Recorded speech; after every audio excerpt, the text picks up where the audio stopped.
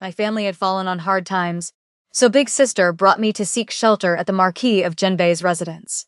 She already had a betrothal arranged, yet she developed feelings for the heir and secretly gave him a hairpin as a token of their affection. When the madame traced the hairpin back, she mistakenly thought it belonged to me. In the end, I took Big Sister's place and married into the Marquis's household. Becoming the heir's wife after the wedding, Wen Huiqing felt nothing but resentment toward me. He blamed me for ruining his entire life and making him lose his true love forever. Every night, the moment our marital duties concluded, he would personally force me to drink a bowl of contraceptive tonic. If it weren't for you, I would have spent my life with Tang. If I could do it over, I only wish to correct this mistake. One morning I was reborn, returning to the exact day the madam arrived with the hairpin in hand. I looked at that hairpin, and the corners of my eyes curved into a smile. The design of the hairpin in the madam's hand was truly beautiful. I wondered which shop it came from. Was it expensive? The madam gently stroked the crabapple blossom pattern on the hairpin with her fingertip. Her gaze slowly swept between me and Big Sister before she finally tucked the hairpin back into her sleeve.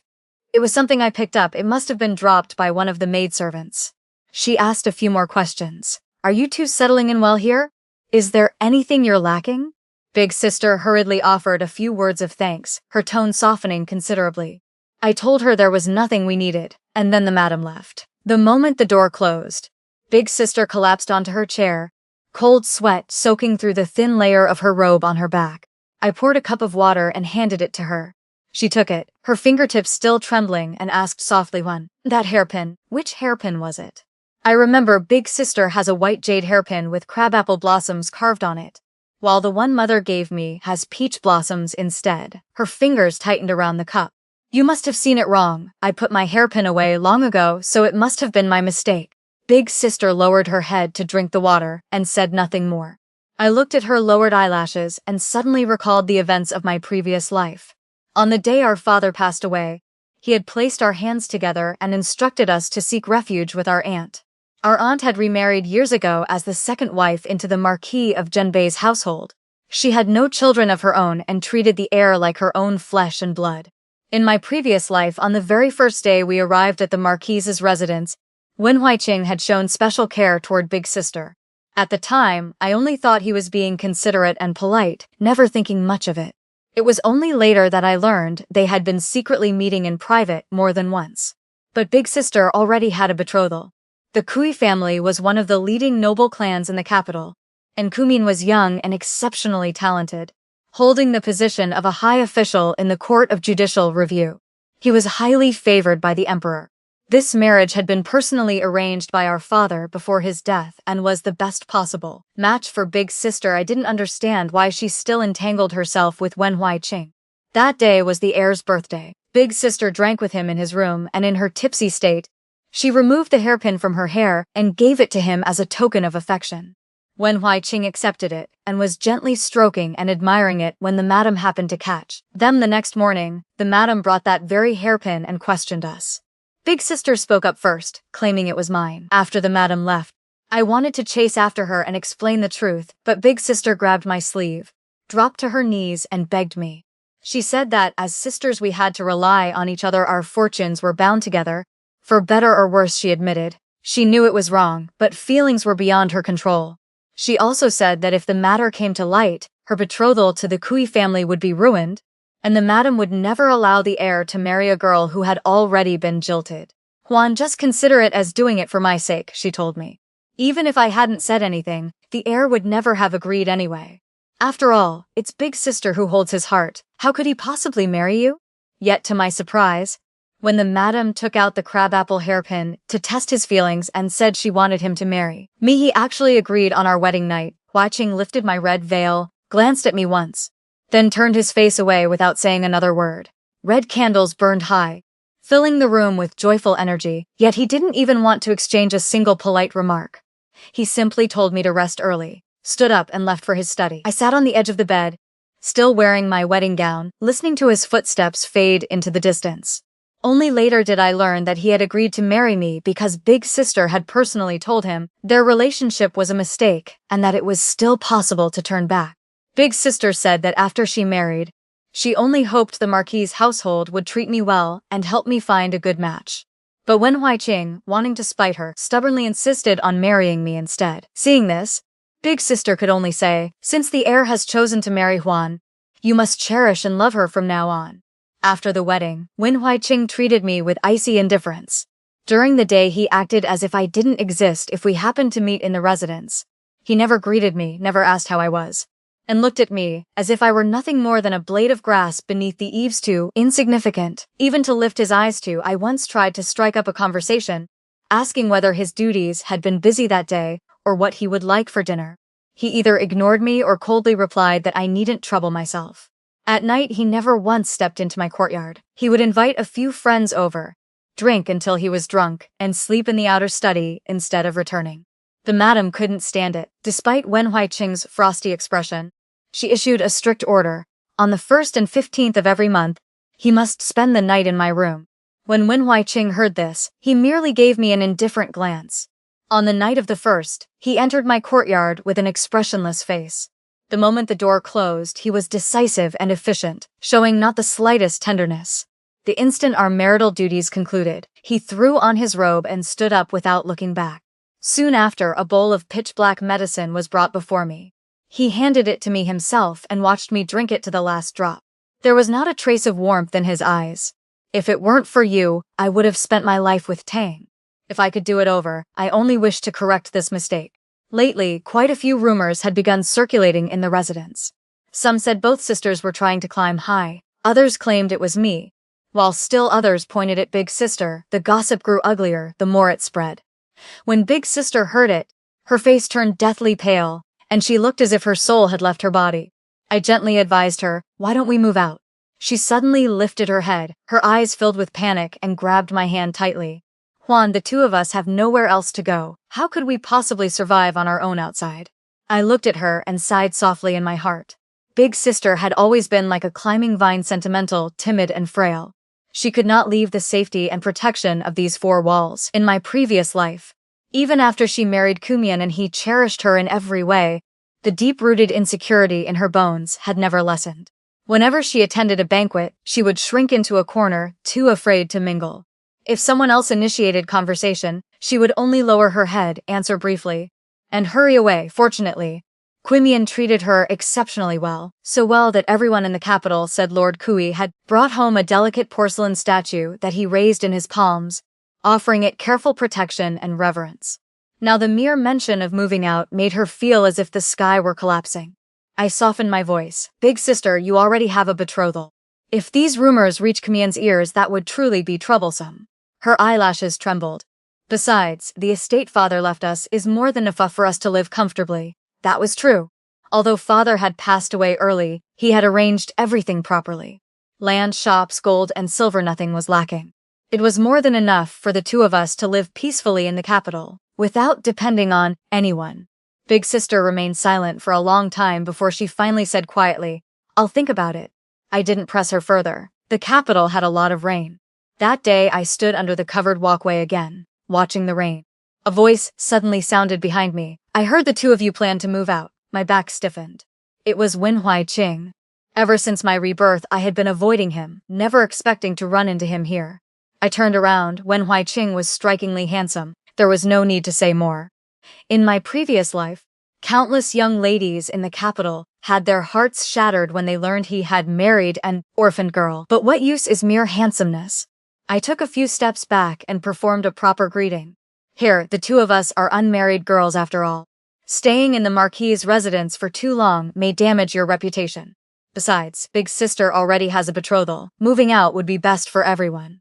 He looked down at the top of my head for a long moment, then let out a cold laugh. "A betrothal? Tmian is gentle and courteous, but he treats everyone the same way. Big Sister, if you marry into that family, will it truly be a good match?" I lowered my eyes and didn't answer. Whether it was a good match or not, I didn't know. But in my previous life I had personally witnessed how Kumian treated Big Sister after a banquet. When he helped her into the carriage, one hand lightly supported her waist, while the other shielded the carriage roof. Afraid she might bump her head, his gaze on her had been full of tender affection. I don't think it would be good for Big Sister to break her engagement with the Kui family and then marry into the Marquis's household. Even if he wants to marry her, he should wait for Big Sister to end the engagement herself before coming to propose. Not like in my previous life, when after Big Sister had already married, he simply followed the madam's arrangements, casually married me, and then spent the rest of his life resenting me. The rain continued to fall. Wen Huiqing looked at me as if waiting for an answer. I raised my head and said calmly, "Here, Big Sister's marriage is hers to decide. I'm only her younger sister. It's not my place to make decisions for her." His eyes darkened. I performed another greeting. "The rain is heavy. Please return to the residence air." With that, I turned and walked deeper into the covered walkway. His gaze lingered on my back, making a thin layer of cold sweat break out on my skin. That evening, Hua Yuan and I went to find Big Sister for dinner. Just as we rounded the crabapple bushes, we spotted two figures standing behind a tree. Under the hazy moonlight, I recognized Wen Huiqing at once. He had pinned Big Sister against the tree trunk, leaning half his body toward her. "Is it because Mother has been making things difficult for you that you want to move out?" Big Sister turned her face away, not daring to look at him. "Let me speak to Mother." He turned to leave. Big Sister panicked and summoned every ounce of courage she had. "You mustn't err. The madam has been very kind to us. It's just that moving out might reduce the gossip." Wen Huiqing took another step forward, his eyes darkening as he stared intently at her. "Tang, as long as you're willing, I can go to the Kui family on your behalf." Big Sister retreated in alarm until her back pressed against the tree with nowhere left to go. We are wrong. I cannot drag Huan's reputation down with me." I stood in the shadows about to turn and leave when I heard him laugh coldly. "Her reputation. She has her own ideas and more schemes than you do. Do you really trust her?" My footsteps halted. Wen Huiqing's gaze slid past Big Sister's shoulder and met mine directly. A flash of surprise crossed his eyes, but the corner of his mouth curled into a mocking smile. "She's so deeply calculating, always currying favor with the powerful, selfish and self-serving, thinking only of herself." The wind rustled through the tree canopy. I truly didn't understand. In this life, Wen Huiqing and I had only met a handful of times and barely exchanged a few words. Why did he already hold such an opinion of me? "You mustn't speak of Huan that way." Big Sister suddenly raised her voice, her tone firmer than I had ever heard it. "Here, Huan is my younger sister. I trust her." With that, she turned to leave, only to freeze the moment she looked up. "Huan, why are you here?" I said nothing, simply stepped forward and took her hand. Her palm was drenched in cold sweat, her fingertips icy and still trembling faintly. I gave Wen Huiqing a neutral greeting. "Here, the night wind is chilly and Big Sister's health is frail. I'll take her back first." He stood beneath the crabapple tree, his expression unreadable in the shadows, and merely answered with a low hum. On the way back to the courtyard, neither of us spoke. Once inside the room, Big Sister sat on a chair, head bowed for a long time before she finally opened her mouth. "Huan, I have something to tell you." I didn't press her, simply sat there quietly. In the early days after we first arrived at the residence, I missed home so much that I couldn't sleep at night. The Here brought me a few storybooks filled with sweet words and even a mynah bird that could mimic human speech. He said that when he was little and had just been sent to the outer courtyard to study, he had missed home too, and his mother had comforted him the same way. Her voice grew softer and softer as she spoke. After several such moments, improper thoughts had begun to stir in my heart. At this point, she suddenly lifted her head and looked at me, her eyes rimmed red. "But now I've made things clear with him. Today he came because I refused to see him." "He's been blocking my path for days," I replied. "It's good that you made things clear." Big Sister stared at me in a daze, her lips moving several times. "Huan, you don't blame me?" "Big Sister, you've already explained everything. What is there left for me to blame?" She seemed relieved of a heavy burden, and her tears finally fell. I said nothing more, simply handed her the handkerchief beside me. After thinking it over for several days, Big Sister finally nodded. She said, "Huan, I'll move out with you." A weight lifted from my heart, as if a stone that had been hanging there for a long time had finally been set down.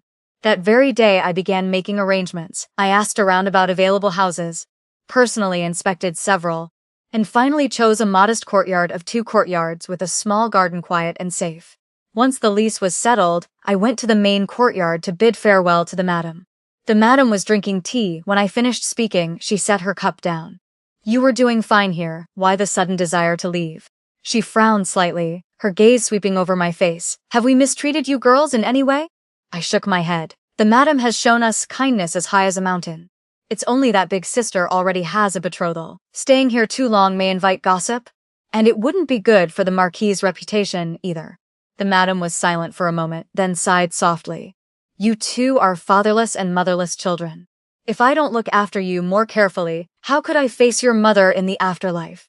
Stay a few more days, wait until the marriage is finalized before you leave. It won't be too late.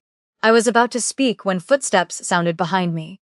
Wen Huiqing had arrived at some point and stood at the doorway, listening to everything with a somber expression.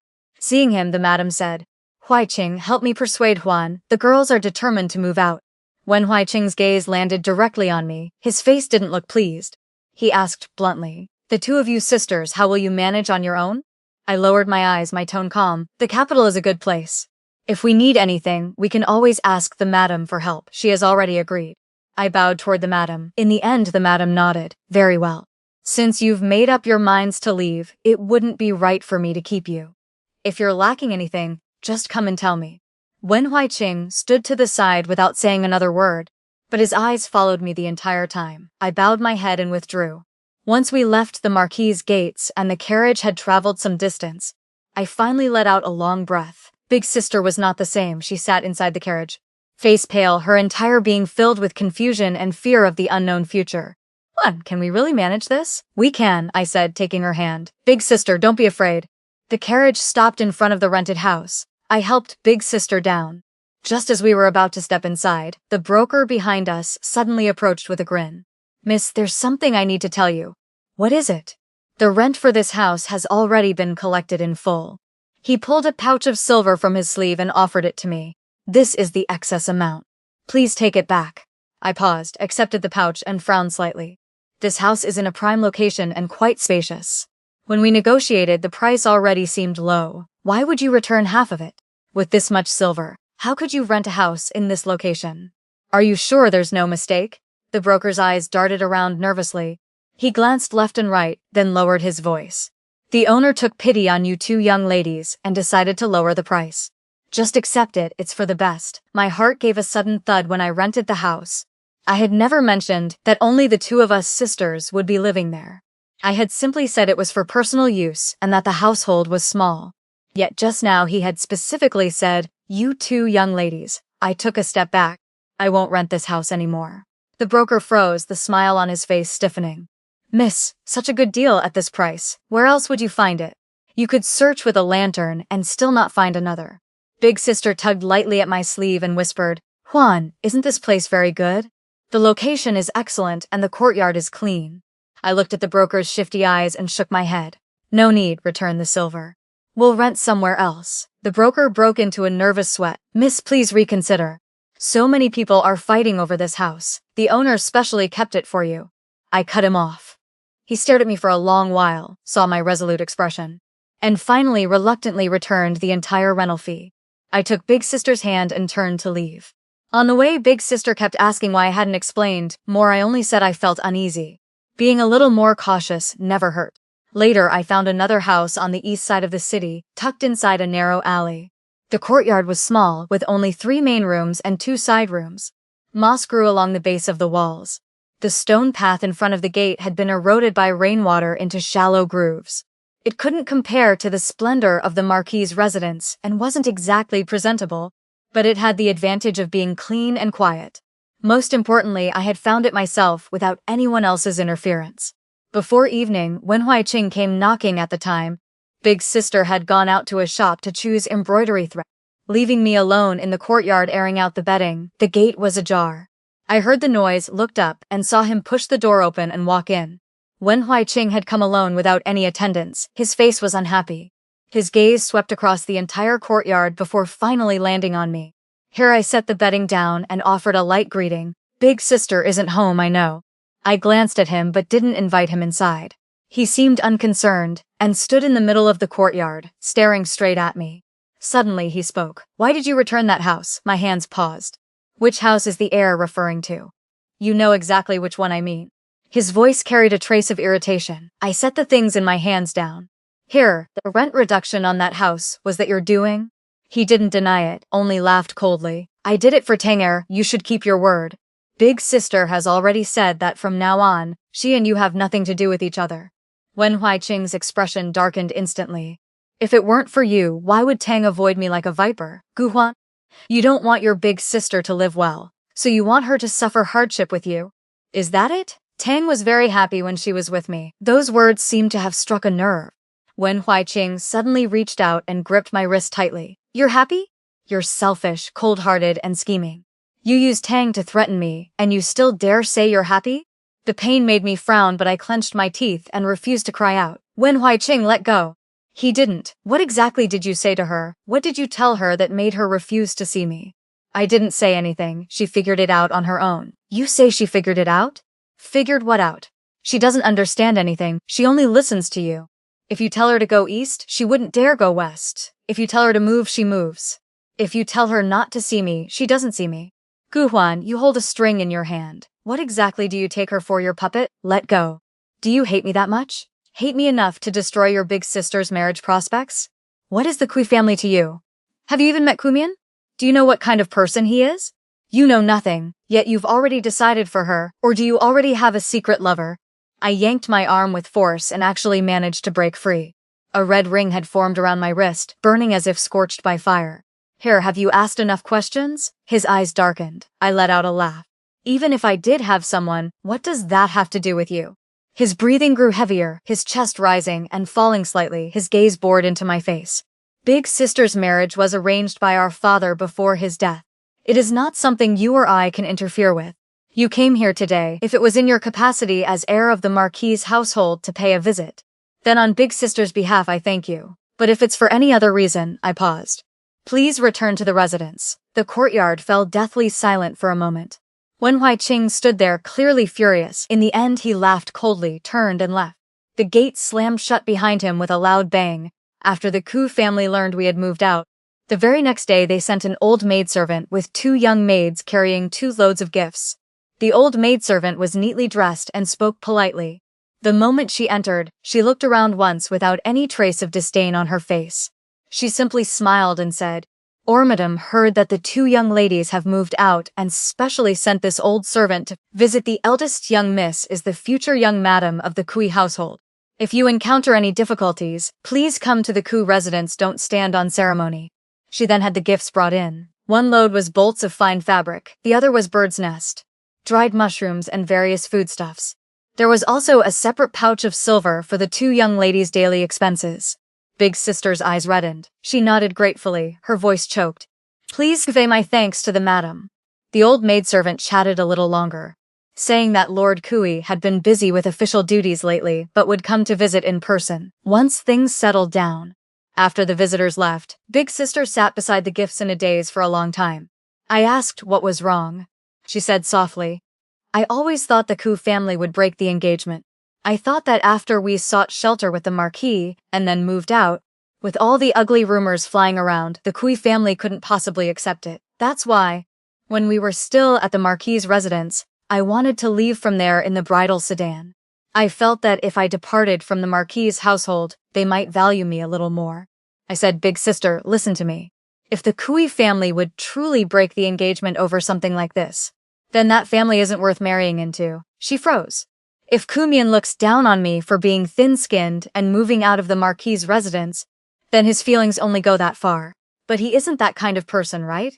Big Sister was silent for a moment, then nodded. Her eyes reddened again. The days gradually became more comfortable. I found a job delivering meals to an academy. After all, we couldn't simply live off the estate father left us until it ran dry.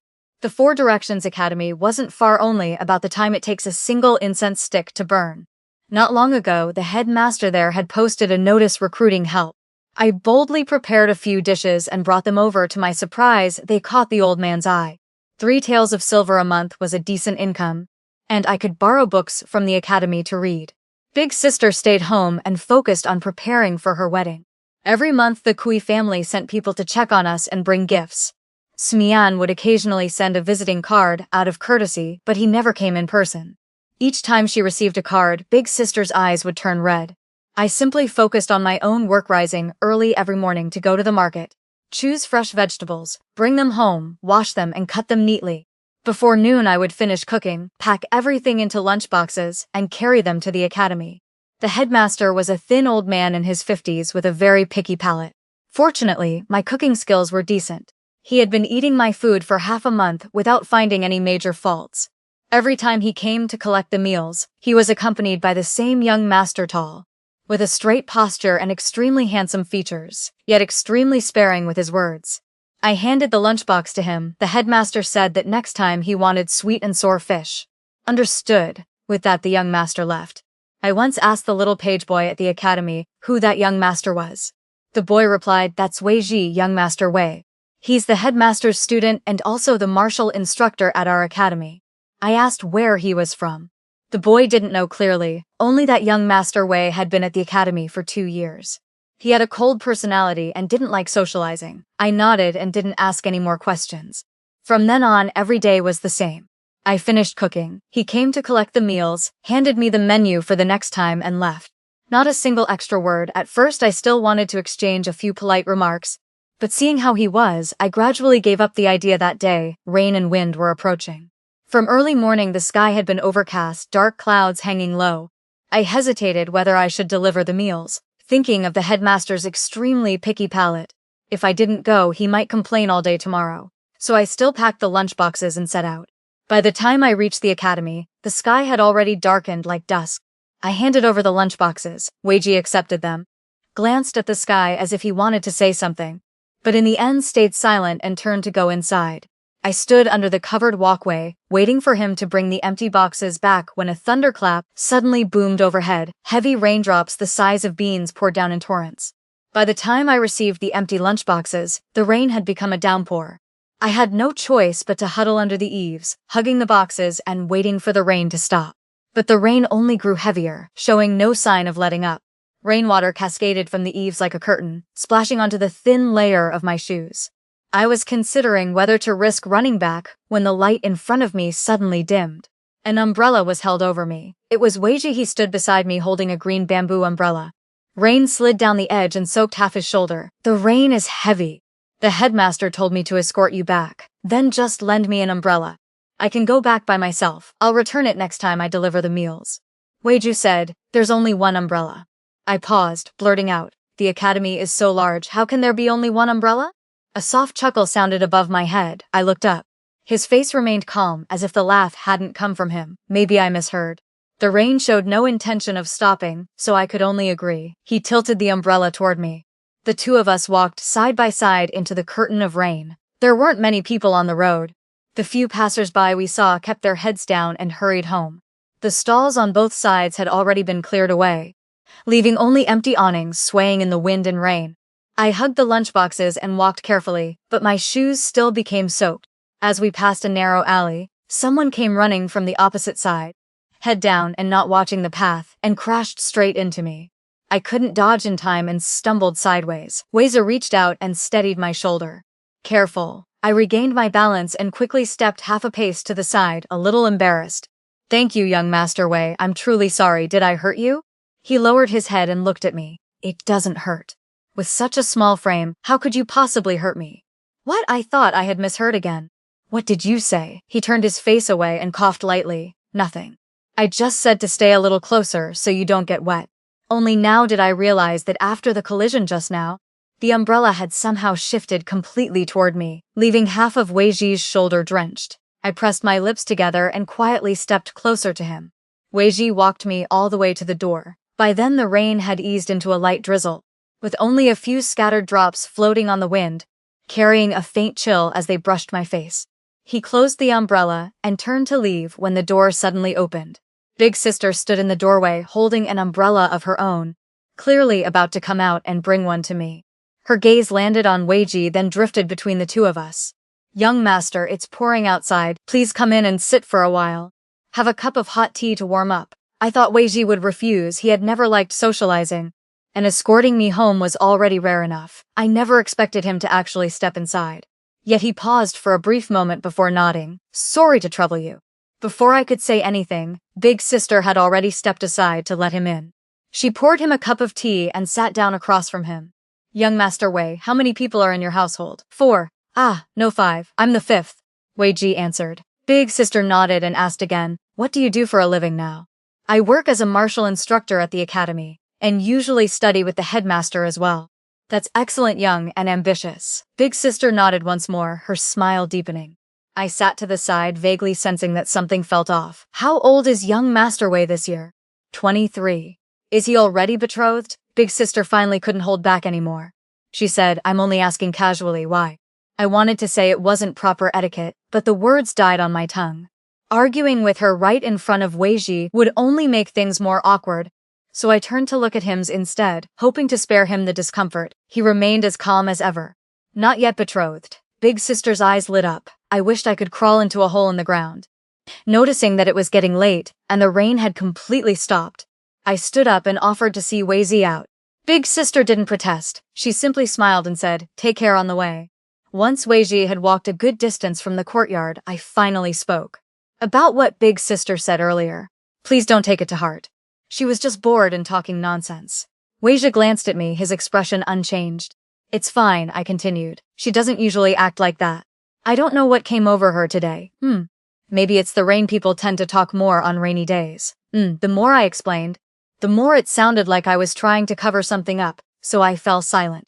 The two of us walked side by side for a stretch. His strides were long, yet he deliberately slowed them to match mine. When we reached the entrance of the alley, Wei Ji stopped. Miss Gu, this is far enough. All right, thank you again for escorting me home today. He nodded, turned, and started to leave. After a few steps, he suddenly paused, tilted his head and looked back at me. Oh, right. Tomorrow the headmaster wants steamed lotus leaf meat. I understand. He turned and strode away. I headed back inside. The moment I stepped through the door, Big sister's expression turned unusually serious. Juan, I've been thinking a lot these past few days. Every morning I watch you get up before dawn, head to the market to buy vegetables, then come home to wash and chop them. After cooking, you carry those heavy lunchboxes all the way to the academy. In the afternoon, you still have to wash clothes and tidy the house. And at night, you do needlework. You handle everything inside and out all by yourself. In other families, the older sister takes care of the younger one. Yet with my personality, I can't do anything at all. On the day father passed away, you didn't shed a single tear. You were busy arranging the funeral, organizing the servants, preparing the carriages, while I could only cry. She held back her tears and continued, I've become a burden to you. Big sister, let me finish. Juan, I'm about to get married soon. After that, I won't be able to stay by your side every day or help you with anything. You've done so much for me. I want to do something for you too. Her words came out in a clumsy rush. This was the first time she had ever tried to express her feelings so openly, and my nose suddenly stung. In my previous life, she had never said any of this. After marrying into the Kui family, she had lived timidly as the young madam, staying safely under Kui Mian's protection, without ever asking whether I was doing well or what grievances I had suffered in the Marquis's household. Perhaps she hadn't known, or she had known but didn't dare ask. But this life was different. She sat in front of me, awkwardly telling me she wanted to do something for me. I reached out and took her hand. Big sister, even after you marry, I can still live well on my own. She shook her head stubbornly. I won't feel at ease, I smiled. Then go ahead and worry about me for the rest of your life. Worry about what I eat, what I wear, whether I'm living comfortably. I'm happy to let you worry forever. She let out a relieved breath and pulled me into her arms. Then you have to marry well so I can be at peace. The corners of my eyes grew a little damp. Wei Ji seemed like a completely different person these days before. He would simply take the lunchboxes, hand over the next day's menu, and leave without another word. But lately, he had started conversations on his own, whether the weather was nice today, whether I should be careful on the road, whether the lunchboxes were too heavy, whether I needed him to carry them part of the way. I almost wondered if someone had swapped his soul. He had even begun lending me books, saying the ones left unused in the academy were just gathering dust and I might as well take them home to read. When I opened them, I found rare editions you couldn't buy outside, hardly the kind of thing that would collect dust. I thanked him and carried the books home. A few days later, he suddenly brought me a small cloth bundle. The headmaster said, "Today's meal was delicious. This is a thank you gift." I opened it to find a white jade bracelet of exceptional quality, warm, translucent. Clearly no ordinary piece. Young Master Wei, I pushed the bracelet back toward him. If the headmaster's wife finds out, even 100 mouths won't be enough to clear my name. The corner of Wei Ji's mouth twitched, revealing a rare hint of embarrassment. I was about to press the bracelet back into his hand when a gentle laugh sounded behind me. "Oh my, what are you two looking at?" My entire body stiffened. I turned around to see the headmaster's wife, standing under the covered walkway, smiling with narrowed eyes as she watched us. Her gaze lingered on the bracelet in my hand, then flicked meaningfully toward Weiji. My heart gave a heavy thud. This is bad. The headmaster's wife stepped forward, took my hand without a word, and slipped the bracelet onto my wrist. "Oh, it suits Miss Gu perfectly. When I chose it, I thought this color would look lovely on your skin, and I was right." I breathed a sigh of relief, so she had chosen it, but then something still felt off. I had only met the headmaster's wife a few times. Why would she suddenly give me such a valuable gift? I lowered my head to remove the bracelet. "Madam, this is too precious, I can't accept it." She held my hand in place. "It's not precious at all. I didn't even spend my own money on it." "No, I mean it's not worth much, just a small token." "It looks beautiful on you. That's its good fortune." Weiji gave a light cough and looked away, but his face had turned faintly red. That day Kumian invited Big's sister for an outing in the mountains. Big sister ran over happily to tell me, then suddenly changed her tone. "Juan, you should come too." What would I do there? The two of you going on an outing while I stand beside you like a third wheel? I already invited young Master Wei to join us. I froze and looked up at her. "Big sister, why did you invite young Master Wei?"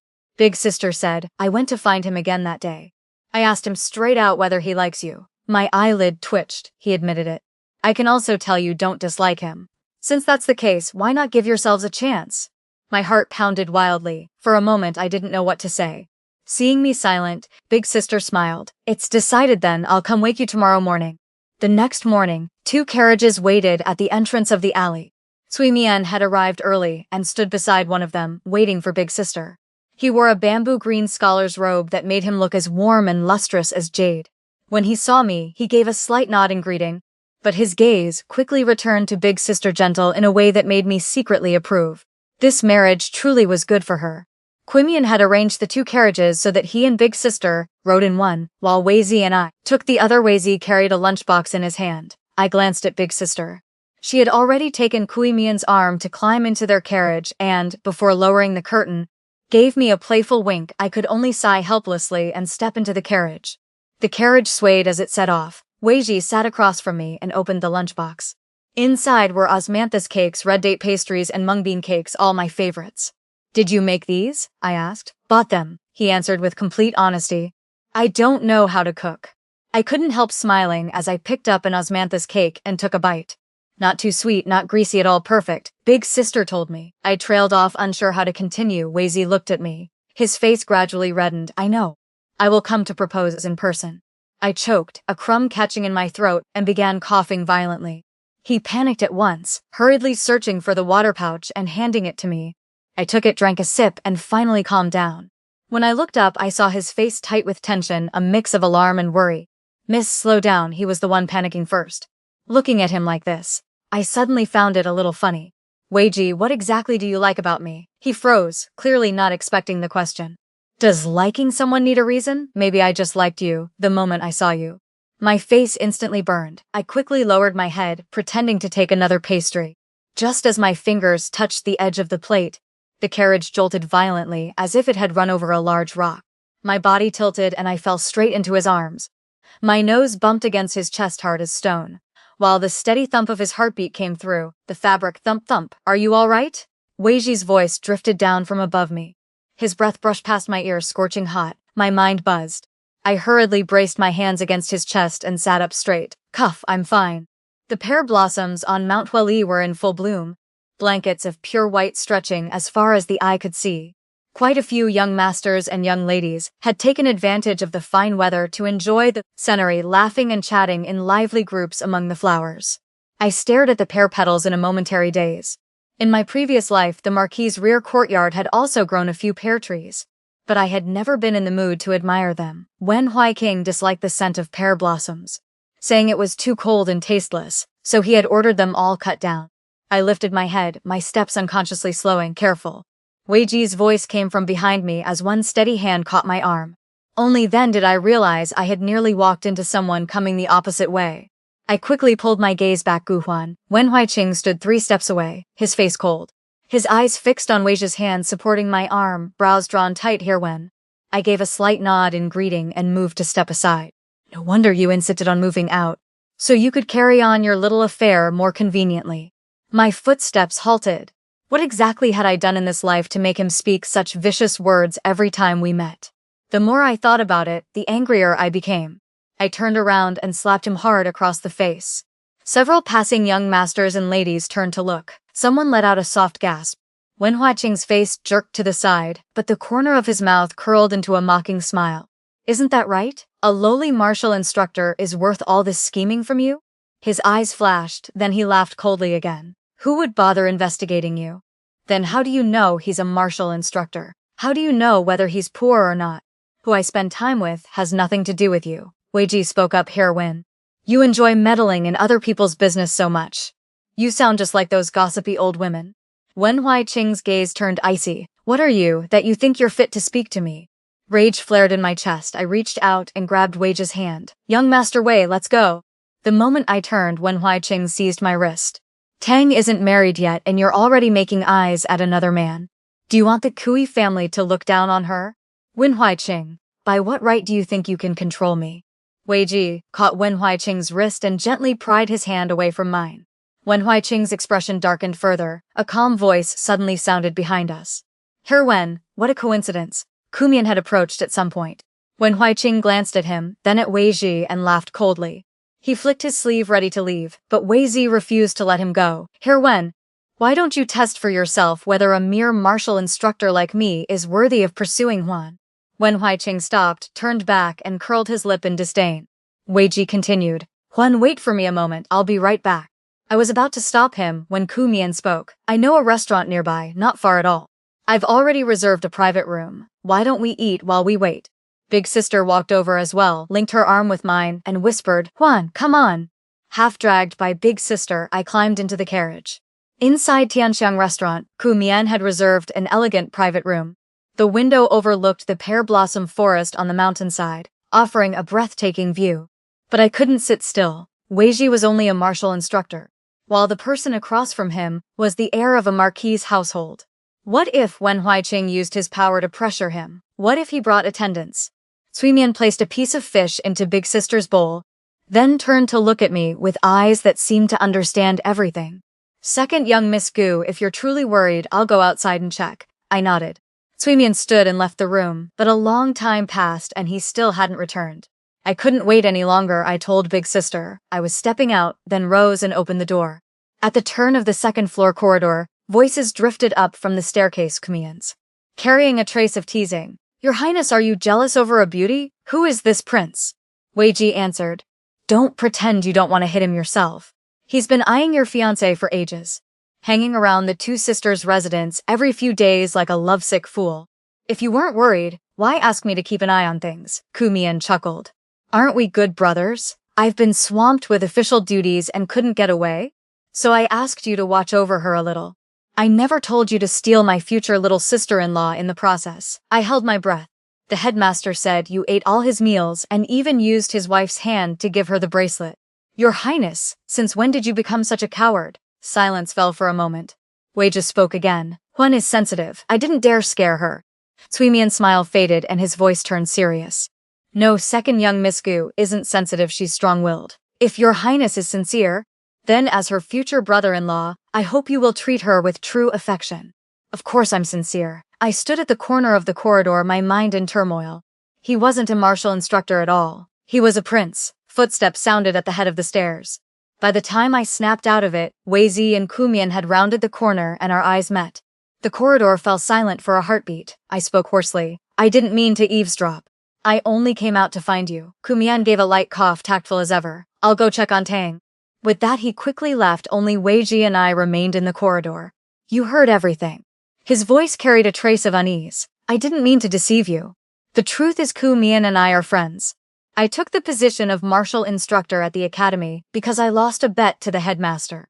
The emperor is my elder brother. Before this I was always traveling outside the capital. His words came out a little jumbled, no longer as steady as usual. I noticed a small tear on the back of his hand, faintly oozing blood. Does your hand hurt? Wei Ji froze, then lowered his head to look. It doesn't hurt. It wouldn't kill me even if it did. I lifted his hand, leaned closer and gently blew on it. His hand was large, knuckles prominent, with a thin layer of calluses at the base of the thumb clearly from years of martial training. Wage's entire body went rigid, his throat bobbing slightly. I looked up at him. Did you win? His eyes glazed over for a moment before he answered proudly, of course. How could he possibly beat me? I gently released his hand. The light in his eyes dimmed for an instant. Wei, next time you get into a fight, remember to protect your hands. Don't get hurt. He stared at me in a daze. Next time, I'll have someone else do the hitting. Not long after we returned home, the Ku family sent people over to discuss the wedding date in high spirits. Big sister sat to the side listening to the old maidservants talk about etiquette. Her cheeks flushed pink. After seeing the visitors off, she turned to me, both nervous and hopeful. Juan, the Kui family says the 18th of next month is an auspicious day. What do you think? Will I do all right once I marry into their family? Big sister, I took her hand. You don't need to do anything special. Just be yourself. She breathed a sigh of relief. Big sister's personality gradually grew more open. I suspected it was because Kui Mian had given her enough security, or perhaps she had finally come to believe she deserved to be treated kindly. Things with Wei Zi were progressing just as quickly. He said that when the time came for the betrothal gifts, he would invite the headmaster and his wife. Ihad assumed he had grown close to them after spending so long at the academy and simply regarded them as elders. I never expected that on that very day, when the headmaster and his wife arrived at our door, an inner eunuch would follow behind them, carrying an imperial decree. In a solemn voice, he read out the emperor's edict bestowing marriage between the Xiao king and the second daughter of the Gu family. I knelt on the ground, my mind buzzing. I had never imagined the emperor himself would issue a marriage decree. The headmaster stood to the side, stroking his beard with a smile. Only after the eunuch left did he speak leisurely. The first day you brought meals to the academy? I hadn't even taken a bite before he snatched the box away. I thought he was just fond of the food. Only now do I understand. He glanced at Wei Ji and shook his head with a laugh. Turns out he was fond of the cook. The headmaster's wife joined in the teasing. Exactly. I spent half the day choosing that bracelet, and he stood there criticizing. This one isn't pretty enough. That one is too plain, even pickier than I was. I told him if he cared so much he should deliver it himself. But the said a mere martial instructor giving a gift directly wouldn't be proper and insisted on dragging me along. Wei Ji stood to the side stealing glances at me. I lowered my head, unable to stop the corners of my mouth from curving upward. Later I heard the full story from Ku Mian that day on the mountain. Wei Ji had beaten Wen Huaiqing quite badly, knocking out 2 of his front teeth. Lately Wen Huaiqing had been busy looking for someone to make him a false set and didn't dare show his face in public. I asked Wei Ji if it was true. He didn't deny it, only said one sentence. He deserved it. I said, you knocked out the man's teeth. What if he reports you to the emperor? He wouldn't dare, he struck first. I only defended myself. Besides, my royal brother has been displeased with the Marquis of Zhenbei's household for a long time. I didn't press further. Time passed peacefully. After classes every day, Wei Ji would come find me. Sometimes he took me strolling through the streets. Sometimes he brought me to admire the lakes. His words grew more plentiful with each passing day, completely different from before. On the day of Big Sister's wedding, the weather was beautiful. The Kui family's bridal sedan arrived at the mouth of the alley with drums and gongs, filling the entire street with joyous noise. Big Sister wore a magnificent red wedding gown that made her look like a painting come to life. Just before she stepped into the sedan, she suddenly turned and hugged me tightly. I thought she was reluctant to leave. Juan, I had a dream. What dream? I asked. In the dream I was timid and weak, afraid of everything, always hiding behind other people. While you didn't shed a single tear, a drop of her tear landed on my neck. In the dream you didn't live well. You took the blame for me, married a man who didn't love you, and endured countless grievances. When you were 30 you fell ill, no one took proper care of you, and you simply passed away. My whole body went rigid. I dreamed of the day you died, she continued. I cried until the sky and earth darkened, only then realizing I had ruined you. After that, in the dream I lived in resentment and unhappiness, and soon followed you in death. Big Sister released me, tears streaming down her face. Juan, the older sister in that dream, I truly hate her. I was at a loss for words. My heart twisted with countless emotions. In my previous life after I married, I had gradually grown distant from Big Sister. She lived her life in the Kui household while I endured my days in the Marquis's residence. I had always thought she was living well, thought she didn't know about my suffering, thought she had never cared, yet she said she had died of resentment after me. I pulled her into a tight embrace. Big sister, you are my big sister, the one who, when I was 5 and fell into the water, jumped into the pond to save me, the one who, when the neighbor's dog chased me, stood in front of me and let it bite her arm, leaving such a deep scar. I only want you to live a smooth, happy life. The bridal sedan outside urged 3 times before big sister finally let go with great reluctance. The matchmaker helped her into the sedan. I stood at the door watching the bridal sedan gradually disappear into the distance. My heart both empty and full. After seeing big sister off, I turned to go back inside. A figure stood beneath the old locust tree at the mouth of the alley. Wen Huiqing. He had come alone. He looked thinner, with a bruise still fading on his lip, staring at me in a daze. His eyes were hollow, as if he had aged 10 years overnight. My heart clenched. I was afraid he would chase after the bridal sedan. Big sister had worked so hard to secure this good match, and Kui Mian treated her so well. If he caused trouble today, where would that leave big sister's dignity? I instinctively took half a step back into the doorway, already calculating whether there was still time to send someone to the academy to fetch Weiji. One more beating. This time I would make sure he learned his lesson for good. It would be best to break his legs, but Wen Huiqing didn't move. He simply looked at me, lips moving slightly. Weiji is the Xiaoyao king. You've grown close to him. I looked at him, puzzled. What does that have to do with you?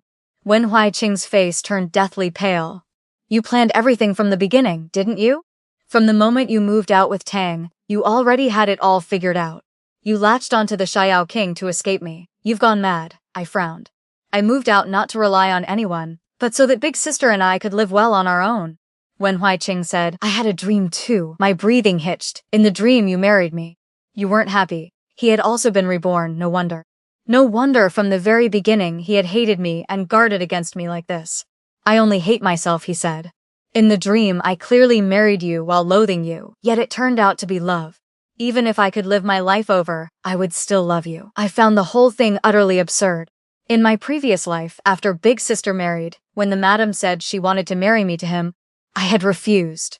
Ik knelt before the madam and said the heir already had someone in his heart. Forced affection could never last, and begged her to reconsider, but Wen Huiqing stood to the side, in front of the entire room, and declared, I have no one in my heart. I have long harbored feelings for the second young miss. With that single sentence he sealed my fate. I became the shameless seductress who had lured the heir. I looked at Wen Huiqing and spoke word by word. The madam said you wanted to marry me. I refused. But you yourself claimed you had already developed feelings for me long ago. Wen Huiqing, weren't you the one who ruined me? He opened his mouth but no words came out. With 2 front teeth missing, he looked utterly wretched. You say you love me, but from beginning to end, have you ever asked me a single question? Asked whether I was willing? Asked whether I was happy? You didn't. You only hated me, resented me, tormented me, and then suddenly discovered you loved me. And then what? You expect me to be grateful and accept it? Wen Huiqing. In my previous life, when you forced me to drink the contraceptive tonic, you said that if you could do it over, you only wished to correct your mistake. I looked at him. Now we have done it over. Have you corrected your mistake yet? At that exact moment, Weiji came running over in a hurry, 2 attendants behind him. Without a word, he rushed forward and swung a cudgel. Before I could react, Wen Huiqing had already been dragged away.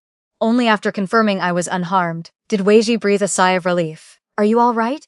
I laughed. I'm fine. You ran here really fast this time. The madam arrived.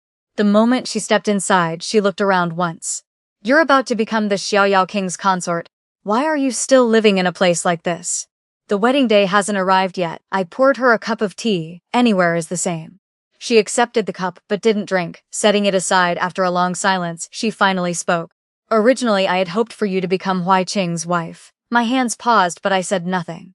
Your temperament is steady and capable, unlike your older sister who is timid. You could shoulder responsibilities and manage the household. I had planned to wait until your sister married into the Kui family, then slowly bring you and Huiqing together. She looked at me with a trace of regret. I never expected you to become betrothed to the Xiaoyao king. I said, Madam, there was never any affinity between the heir and me. But when he got drunk in the residence, he called out my name. That has nothing to do with me. The madam moved her lips, then sighed. She stood up to leave. 2 months later, I became the Xiaoyao king's consort. The wedding at the Xiaoyao prince's residence was extraordinarily lively. Weiji rode a fine horse to escort the bride, his bright red wedding robe making his handsome features even more striking. Big sister was so happy she soaked 2 handkerchiefs with tears. On the 3rd day after the wedding, I heard a piece of news. On the day I married, Wen Huiqing got drunk, ran to the well, called out someone's name and fell in. When they pulled him out, he was already gone. Some people said he had called out a name that sounded like Huan for wind, while others thought it sounded like Huan for maple. No one was sure.